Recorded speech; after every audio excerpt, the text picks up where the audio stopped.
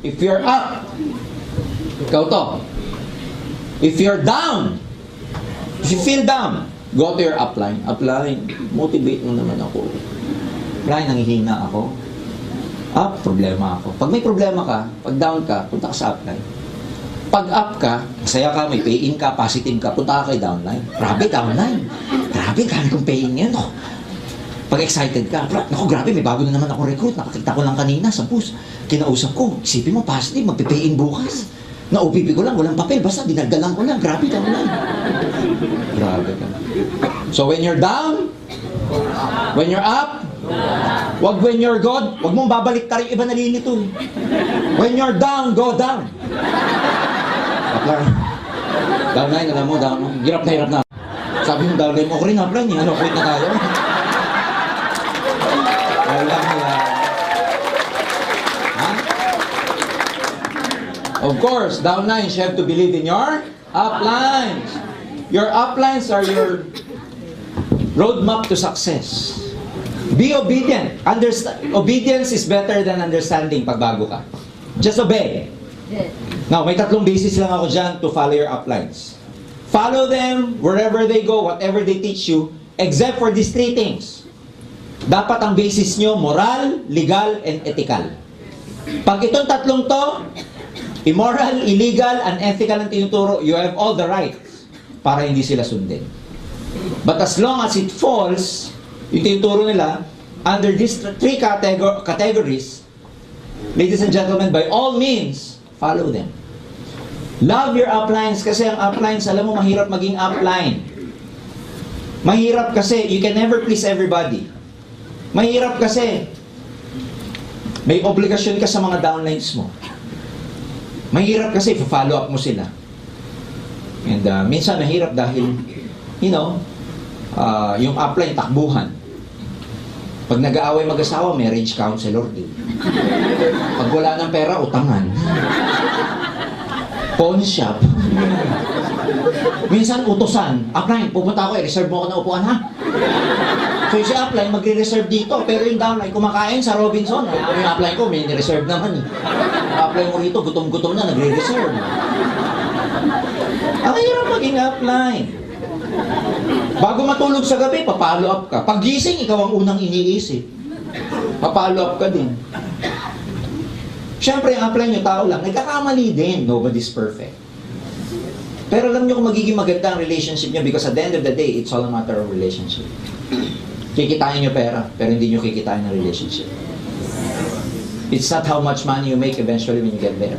It's who you are when you get there. Kaya, i-preserve nyo. Hello, lagi ko ituturo. If you have to choose between money and relationship, always choose relationship. Kung mamimili ka, upline ka. Teka, yung prospect ng downline ko, prospect ko din. Tapos kukunin mo sa downline mo, masisira lang ang relationship niyo, give it up. Anything na makakasira ng relationship mo, give up mo na. Kinikita ang pera pero ang relationship hindi. Kaya dapat along the way, you become a better person. So uplines and downlines should go hand in hand, nagtutulungan yan. Ikaw upline, downline, hindi obligasyon, yung upline mo, kailangan kang tulungan. Pero hindi upline mo magpapalaki ng negosyo mo. They are just there to guide you, support you, but they are never there to build your group for you. You will have to build it yourself. The best thing they can do, tulungan ka lang. Pero, hindi yan na magre-recruit para sa'yo. Kasi yung upline ko, walang spillover eh. Kaya tagal-tagal ko na. Sinisi pa yung upline. Wala daw spillover. Walang ganon. Ikaw magpapalaki ng negosyo mo dito. Ikaw magpapalaki. Of course, letter E. Believe in yourself. Believe in yourself that you can become successful. Believe in yourself that you're great. Maniwala ka sa sarili mo.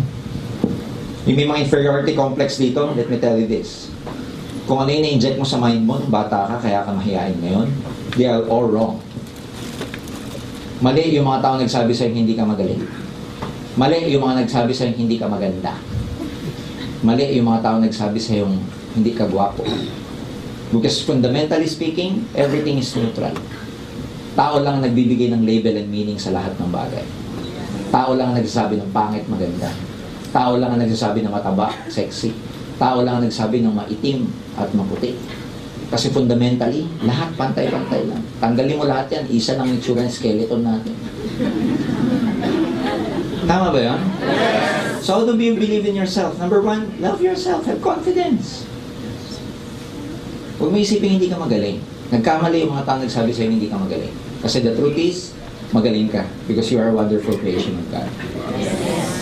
Kaya i-claim mo yung birthright mo yun. I-claim mo yung birthright mo na wonderful person ka. I-claim mo yung birthright mo na ayos ka. There's nothing wrong with you. Masyado lang tayong na-condition ng society na kailangan natin ng approval, na kailangan natin ng attention. Which is not. Just love who you are. You don't need any approval from a lot of people. You don't need to be appreciated by a lot of people. Social conditioning lang yan. Kaya malay mo yung sarili mo. Tanggapin mo siya. How do you believe in yourself? Like yourself. You have to like yourself. Kung sino ka man, ano man tsura mo, gustuhin mo yan. Panay nga ang like mo sa Facebook. Nag-change profile yung kaibigan mo, like. Yung kaibigan mo nagpunta sa ganitong location, like. Yung kaibigan mo nag-status, feeling sad, like. Sad na nga, nilike mo ko. May mai-like ka lang. May mas malupit. Feeling depressed, like pa rin. Kung panay ang like mo sa iba't ibang mga bagay at iba't ibang tao, ano ba naman yung i-like mo yung sarili mo? Yes. Kaya pag uwi mo ngayong gabi, punta ka sa salamin, sa kwarto, sa banyo, nakita mo yung salamin, sarili mo, sabi mo sa kanya, I like you. Can you do that? Can you do that? So gustuhin mo yung sarili mo. Maamin mo siya. Like ko to. Paano masasabing like mo yung sarili mo? Hindi mo kino-compare kung kani-kanino. Wala kang hinahabol na itsura. Gusto ko maging kamukha ni Ann Curtis. Bakit mo gugustuhin yung ibang tao? Pag ikaw naging kamukha nila, hindi na ikaw yun. Sabi mo yung sarili mo. So what kung maitim ka? So what kung mataba ka? Wala ka silang pakialam nila. May katawan mo naman yan. So what kung pag nagtaking ka, para ka pa rin nakatakaw? Ano naman mga ganun? Ang mga taong ganun eh. Nakatakin, pero nakatakaw to. Tago mga belt. Ako ba, nakatakaw ka ba nakatakin, ha? So what? So what kung maitim ka? So what kung wala kang buhok? So what kung ano mo hanggang likod? Wala silang magagawa. Tama ba? Love yourself. Just simply love yourself. Wala. There's nothing wrong with you. Na social condition ka lang na, you know, ang itsura kasi dapat ganito. Yung nakita mo sa commercial, sa advertisement, sa TV. Puro lahat na nakikita mo kasi maganda. Kaya gusto mo maganda rin. But it doesn't have to be that way. Kaya kung manggagaling ang happiness mo sa ibang tao, hindi ka magiging masaya. Kailangan ng happiness mo galing sa'yo. You don't need approval from a lot of people. You just need to approve yourself. So love yourself. Believe in yourself. Kaya ko to. Magaling ako. May kalalagyan ako sa AIM Global. Magiging millionaire circle din ako pagdating ng panahon. Dapat mo lagi mo iisip. Magiging global ambassador din ako. Magiging speakers bureau din ako. Lalawak din ang network ko. Kaya ko to. Huwag yung self-pity. Ang hirap. Hindi ko kaya. 3 buwan na, nag-iisa pa din ako. Kailangan mahalin mo yung sarili mo. Because that's the only way na mas maging that's the only way na maramdaman ng prospect mo na may confidence. Stop the social conditioning. Iba na ngayon kasi ang society. Pati mga bata, iba ngayon. Diba lagi sinasabi ng mga magulang natin, iba ng panahon ngayon. Which is true. Dati titigan lang ako ng tatay ko. Yung titig na ganyan, naku, hindi ko na malaman sa kilala yung itsura. Naranasan niyo yun? Titig pa lang, akala mo, grabe. Ngayon yung mga bata, titigan mo. Tititigan mo rin. Tama ba? Yung mga bata.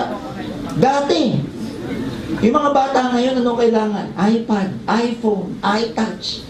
Pag walang ganon, they feel insufficient, inadequate. Nakondisyon na ng media. Yan ang number 1 nagkukondisyon sa mga tao. Lagi ka may craving for something, lalo na sa technology, kasi nakikita mo eh. Bakit yung ibang, ang cellphone, tatlo-tatlo? Kasi yun ang nakikita. Bakit kailangan iPad, kailangan iPhone, bakit kailangan screen touch or touch screen? Bakit kailangan... Awa na yun? Bakit kailangan high-tech, iPhone 5, iPhone 5S, etc.? Social conditioning. Bakit ka may ganyan? Pag tinanong, hindi mo alam ang sagot. Bakit ka naka-iPhone? Sagot mo, uso. Kasi pag naka-5110 ako ngayon, para akong caveman. Eh. Tama, mali? Social conditioning. Mga bata, kailangan Xbox, etc. Wii, Nintendo. Nantalang ako ng bata, syatong lang, masaya na ako. Eh. Ano yung syatong? Yes. Yung pag natatalo ka siya, tapos pag nabulunan ka, ulit. Siya. Taguan, luksong tinik, agawan base. Patintero. Di ba? Hanapan ng bullfrog, yun ang laro namin naman. Gahanting ka ng bullfrog. Do you remember those days? Yes! Na napakasimple ng buhay. Taguan. Alam mo yung paggabi na kawawa yung huling-huli. Kasi uwi na kayo, hindi niya alam.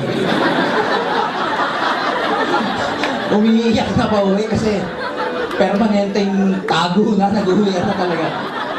Those were the days. Naalala niyo yung mga panahon na yun? Yes! Napakasimple ng buhay nun, and yet, ngayon napaka-technological ng mundo, pero a lot of people are unhappy. Isipin nyo gano'ng katalino tao. Nakikita mo na yung kausap mo sa phone. Diba? Pipindutin mo lang, we connect every... Ang galing ng tao, pero hindi nakahanap ng gamot sa loneliness. Walang gamot sa depression, anxiety, fear. Sa galing ng tao, walang nakagamot ng jealousy, anger, hatred, rage. Walang nakagamot. It's so amazing. That's why, ang solusyon sa maraming problema, nasa iyo. Minsan, di ka makarecruit. Paano hindi mahal yung sarili mo? Pag alis ka ng bahay, kaya ko ba talaga to? Namumutla ka pa. Pero yung kausap mo, bro, maganda to, maganda. Pero deep inside, hindi pala ganun. Dito pa lang dapat tapos na. Dito pa lang dapat global ambassador ka na. Dito pa lang, milyonaryo ka na, tinatrabaho mo lang. E kung dito nag-aagaw isip siya, kaya mo yan. Hindi! Pati universe malilito sa'yo. You attract whatever it is. Ganito yan, sa buhay meron tinatawag na law of attraction. Ano yung ina-attract mo? Iniisip mo ba? Hindi, kulang. Kung ano nararamdaman mo. Kailangan lagi kang masaya para ma-attract mo mga bagay na lalo magpapasaya sa iyo. Yes. Paano ka magiging masaya hindi mo gusto yung sarili mo? Paano ka makaka-attract ng right partner hindi mo nga gusto yung sarili mo? So love yourself and believe in yourself that you're really good, you're capable. Hindi ka tatawagin sa global na walang purpose. When you go home tonight, just accept who you are. Stop imitating a lot of people. Magusto lahat, magulo mga babae. Kasi na-condition 90% ng fashion nakakonsentrate sa babae. Hindi makalis ang bahay na walang lipstick. Dapat may lipstick. Pag straight, pinakukulot. Pag kulot siya, pinai-straight. Pag may kulay, binabalik sa dati. Pag normal, pinapa-highlight. Ang magulo sa lahat yung kilay. Pag makapal, sinashave. Pero bago malis ang bahay, katakot-takot na highlight.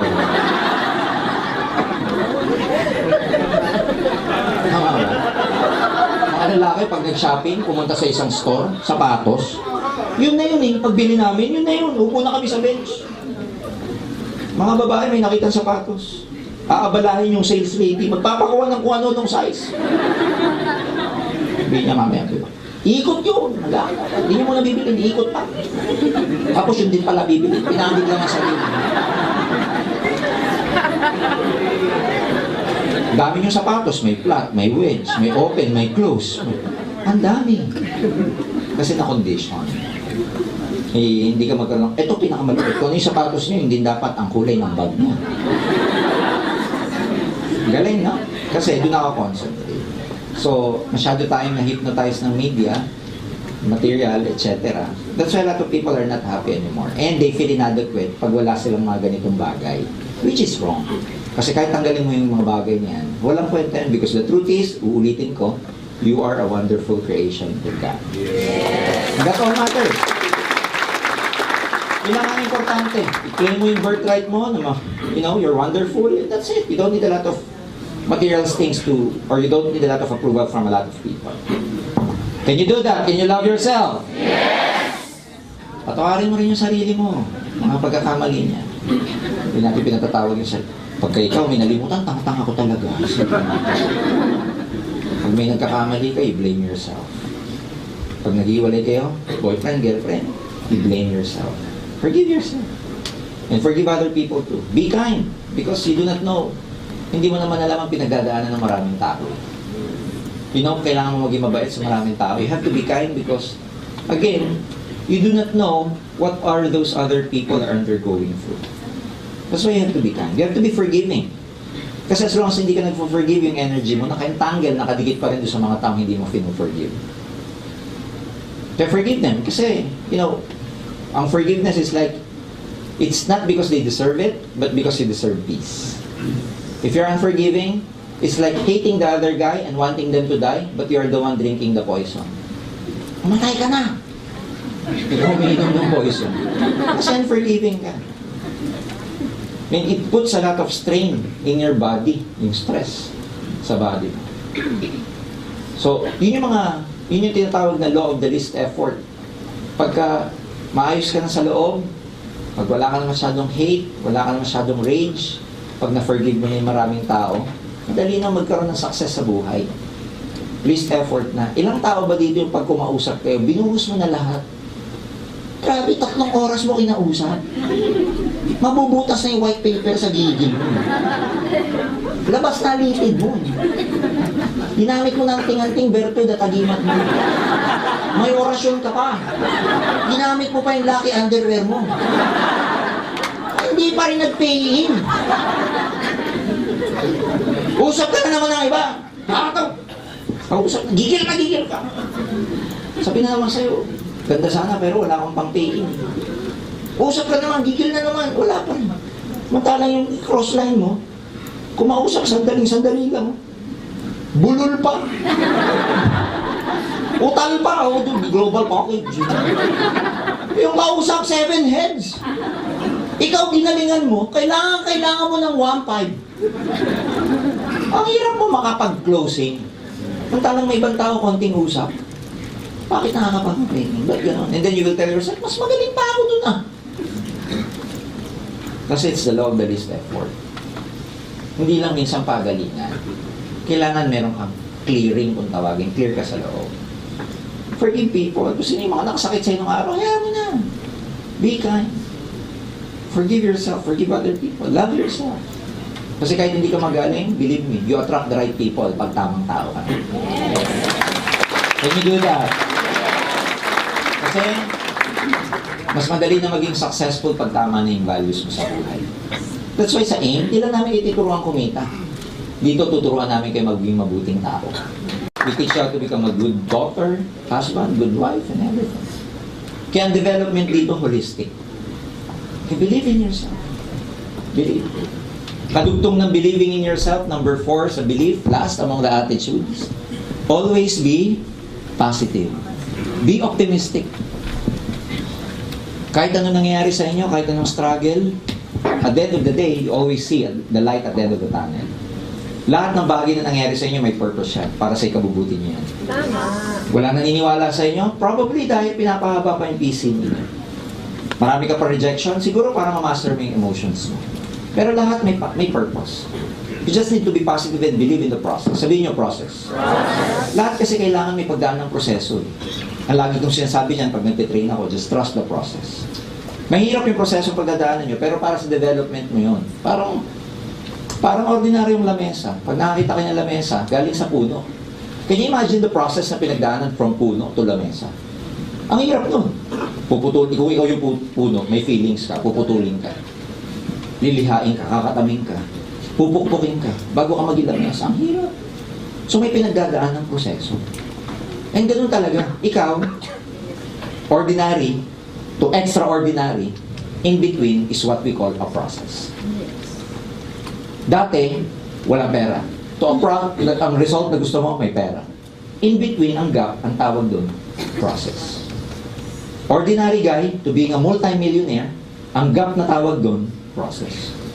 You just need to trust the process. So kung nahihirapan kayo, it's okay. Wala pa rin, it's okay. Hindi naman laging ganyan eh. Huwag nyo ititreat na yung sitwasyon nyo permanente. Temporary lang yan. Lagi mo sasabihin, kung ikaw nahihirapan, pansamantala lang. Lilipas din. Parang gutom. Lilipas din. Kung hindi ka masaya sa, di ba? Wala kang pera ngayon, wala kang downline, lilipas din yan. Hindi ka masaya sa girlfriend mo, lilipas din siya. Lilipas din yan. Matatapos din yan. Bago ka sa distributor ka, wala pang income, wala pang network, hindi ka ganyang permanente. Temporary lang yan. Kasi dadaanan mo lang yan. One day, malaki na grupo mo, malaki na network mo, malaki pa kinikita mo. Very, very successful.